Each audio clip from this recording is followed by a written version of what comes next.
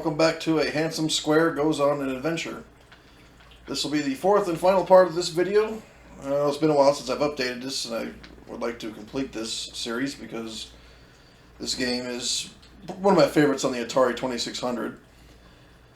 A little history on the kind of, I don't know if I want to use the word origin or point of this thing in this game. It's definitely one of the first examples of a credit sequence in a video game that I can think of. Maybe aside from any arcade games that may have come out around 1979, maybe.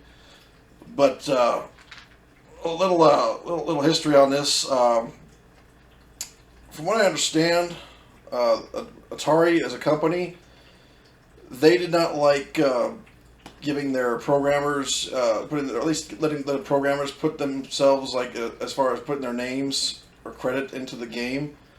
For their reasoning, I guess, was for fear of any rival company potentially stealing their talent away from them.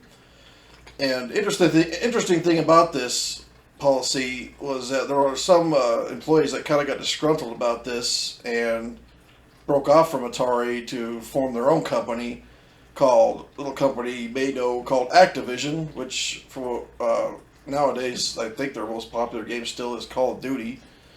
But they broke off from Atari, and their cartridges actually have their programmers' names on the front so they could get credit for their work.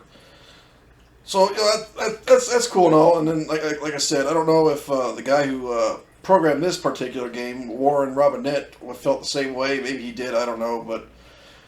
He put this in the game and kind of kept it a secret for a year. I think if you're clever enough and you pay attention to how this game is set up, you can find it pretty easily without the help of this video.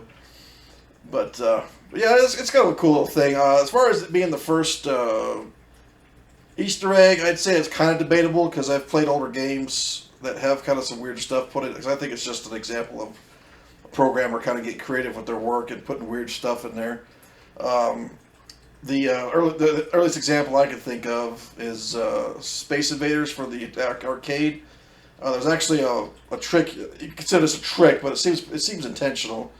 I remember if you let the invaders go down low enough, they'll actually stop firing, and then you could they have to be point blank, but they actually stop firing. You can take out the aliens easier. The only disadvantage to that is that if they go down one more level, you lose the game for good, no matter how many lives you have. But I always just thought that was kind of an intentional thing put in there, maybe a little secret Easter egg or something, but it's debatable. But like I said, this is one of the more popular ones. Like I said, this video is going to be pretty short, so we're just going to run through the steps, so I suppose I'll stop yammering here and we can get right down to business. So without further ado, let's get this show on the road. Okay, the first thing you're going to want to do is, you can only pull this trick off, on game 2 or 3. Game 1 does not have the area you need to access. It's actually completely not in the game, or in that game. So 2 or 3 is the way to go. Depending on how hard it is, thing to remember is that game 2 is fixed, so you know where everything's going to be. That'd be the dragons, items, all that stuff. Or you could try it in 3. It could be done in 3. It's just you're going to kind of have a randomization, so it could be really easy to pull off or a bit difficult depending on what the game throws at you.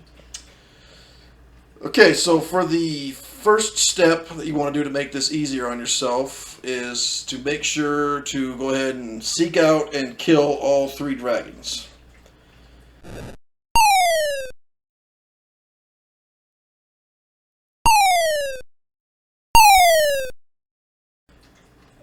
After you've done that, you want to one thing to remember, or at least put in your mind, kind of commit to your memory. If you go from the Golden Castle and then go about a screen down, a screen right, you'll see a screen with a black line on the right side. It's usually black. I think if you're holding an item, it can change color, but a certain item, but it's usually black. You want to keep this location in mind because this will be very important for later on.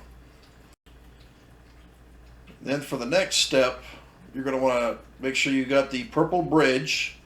And you're going to want to take it to the Black Castle. That's where there's a very important item you need to access the Easter egg there, and it's one we haven't seen yet. It's somewhat well hidden in here. Now you're going to want to take it into this room, but you want to be able to access it from the, I want to say from the the left side of the room, because the right side I don't think you can get to it, or at least if you come up from the bottom. You're going to know you're in the right room because there's going to be nothing that you can see in there. Like, there's no dragons. You're not going to see any dragons. If you do see a dragon, then you might get confused. But there's going to be nothing in there. And if you have the bridge with you, you're going to see the screen start to flash. And the thing with this game is if there is more than, besides yourself and the item you're holding, usually if there's another object in there, like whether it be an actual object in the game, or it's a dragon or a bat, the screen will start to flash. And that tells you that there's something in there, that there's another item there. But you can't see it for a reason I'm going to reveal here in a bit. But you'll know you're in the right room if there's nothing in there and the screen starts to flash. What you want to do is when you come in from the left side of the screen, if you look over a bit, you'll see a section of the bottom wall that's hollowed out, but you can't seem to get to it unless you have the bridge. And what you want to do is you want to position the bridge like so you can get down in there, cross through that part of the wall into that hollow, and you'll just see it's just a plain square room.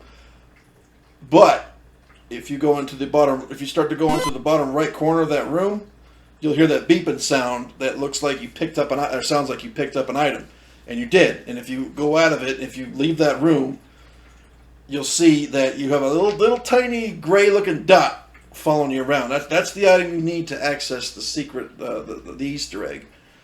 Word of advice for that is that if you have to put that item down, I would put it down on a part of the floor that's colored orange, kind of, because if you set it down on a gray floor, it's going to be hard to find because the Easter egg dot itself is colored gray, so you're going to have a bit of a hard time locating it. Like I am here, stumble around looking for it, finding it again. But just if you have to, then make sure you don't drop it into a wall, because I'm pretty sure you can't use the magnet to get it, because like I said, it's a hidden item. So I think it's one of the only objects in the game aside from the dragons and bats that you can't drag with the magnets. So, but you're going to need to grab that, and then you're pretty much free to get back to that screen I told you about with the black line. You want to make your way back there. I don't think the bat can get it either. I think that's one of the objects that he does not respond to. So, just go ahead and make your way back to that room with the line on the right, and I'll tell you what the next step is. Alright, for this last step, I was kind of debating on when to put this in here.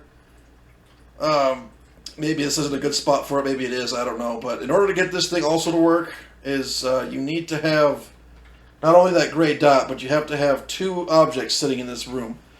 Basically enough to where it can start, I don't know if it starts flashing or not. Like I said, if you have like more than one object on the screen, it'll usually flash anyways. But you have to have two objects on this screen. Now, these could be anything. These could be the sword, any of the keys. You can even kill it. Even if you want to make it a lot easier for yourself, kill the dragons in this room, because that'll count as well. The only reason why I kind of kept this step last is because the bat can kind of screw this up if you do it too early.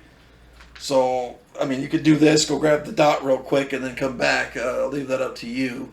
But you have to have two objects sitting in this room before you can trigger this. And then you have to have the gray square kind of acts as a key, so you have to hold it.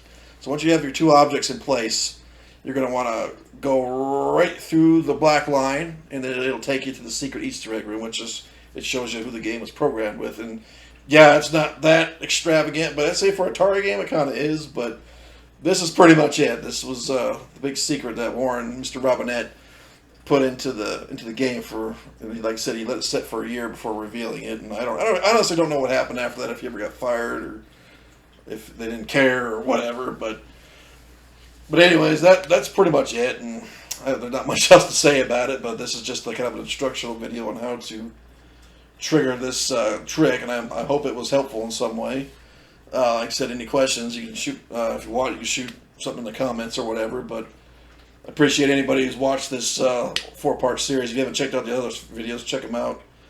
Maybe help you get better at this game, I don't know. But like I said, in conclusion, this game is really good. I would definitely recommend, if you have an Atari, to track it down and give it a shot. Or if you have like Steam or something and get like the Atari collection or on the Xbox or whatever, it's a good game, and I definitely recommend checking out, and this will be the end of the video. Thank you for watching, and I'll see you next time on my next project. Take it easy.